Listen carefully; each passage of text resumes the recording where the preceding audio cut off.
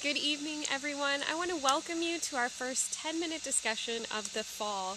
We've been off for part of the summer, just taking some time to really spend time with our families because as things have started opening up with COVID, it's been harder and harder to find that time with one another. So I wanted to make sure that we're not losing focus on our families at the same time here.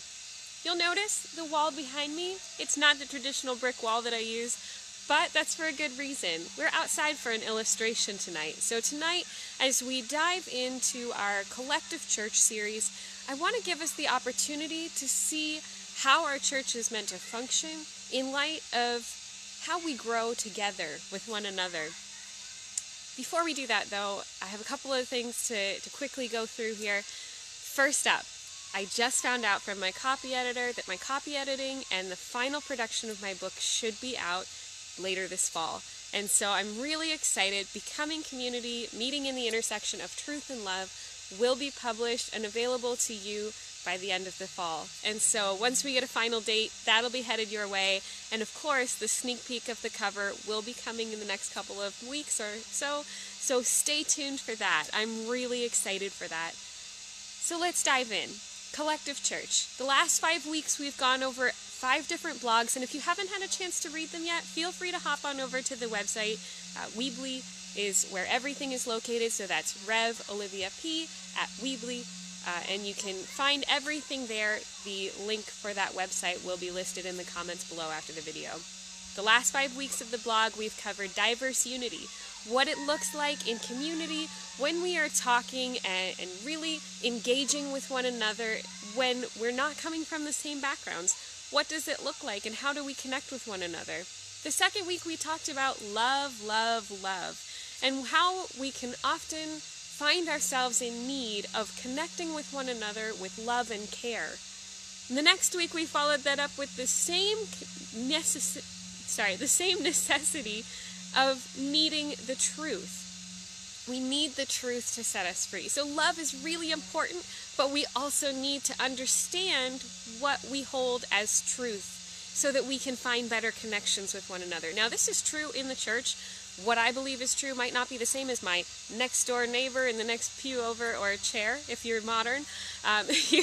We might not say how a scripture is interpreted in the same way, but that's also true in other areas of life. How I view one thing or another may not be the same as how my next door neighbor views one thing or another. For instance, I have a very different view this side of the fence than my neighbor has in her backyard. And that's fine. The truth is important simply for the reason that we need to understand where one another is standing.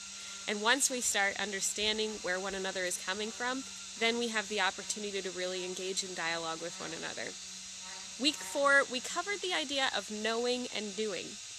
A lot of times in school, they'll teach us things and they'll just expect we'll put them into practice well, but some of us out there struggle with this idea of, now how do I apply something? So I can learn all the math in the world and have no idea how to apply it unless one person can come forward and just tell me, okay, this is what it means on your taxes. And so when we're going through our educational life and when we're going through our daily life, we need examples of how we can go ahead and apply things. And once we start figuring out how we can apply these things in our lives, then what we know makes more of an impact in our community and in our lives. This week we covered the idea of inclusion matters. Now, it's really just wrapping all the pieces together. When we have diversity, when there is love, when there is truth, when we have knowledge that ultimately brings about practice, that's when we start to see an inclusion in our communities. Now, in the church, this looks like all kinds of different people worshiping with all kinds of different perspectives, maybe from all kinds of different backgrounds, and coming together in a beautiful unity. Now, I'm outside, so why wouldn't we talk about what's outside? I love to garden. When we're gardening, there's a few key things that you learn about plants and soil, and every plant has a different type of need that they have, and everything will have a different practice and outcome for what you want to produce as fruit. Now, one of the things I've picked up over the last few years is that some plants really need to be far apart from one another, and other plants need to be close together, and those can change at different times in life. For instance, when you plant squash and zucchini, you have to plant a few seeds together so that when they're little, they grow and they flourish because they're all connected and they keep one another from being blown away in the wind when they're really small or picked at by an animal or something. We have an opportunity to really help them grow. But other plants, they don't like being close together. They want their space. Like me on a hot day, go away. It's too hot, don't touch me. It's too hot. They want to be separated. Potatoes, when you plant potatoes, if you've ever had the opportunity to do so before, you have to space them a long ways away from one another in order to give them the best chance to grow the most fruit, or potatoes, under the ground. And if you really want to help them thrive, you need to keep building that soil up around them. Now, why am I talking about plants for so long? I'm sorry. I'm really excited. I love to garden. We talk about these things because when it comes to the church, a lot of times what we expect for our faith is very different than what we need for our faith. When we talk about what we need for our faith, a lot of times we use blanket ideas like good things to pray about, pray for these things, and that's your prayer life. When in reality, some of us need a tangible item. Like, I might need a rock that I can pick up and say, Lord, I pray for this land. I pray for these people. Some of us need a hands-on item. Some of us, for our worship life, might need to experience the scriptures by when we have learned about the scripture where Moses takes off his sandals because he's on holy ground, that we worship with our bare feet in church for a week to understand what is it like to experience a holy ground moment. We don't really think about those moments in our faith a lot of times. And so when we start talking about inclusion and unity and diversity, we need to start accommodating for who and what our soil and plant life is like.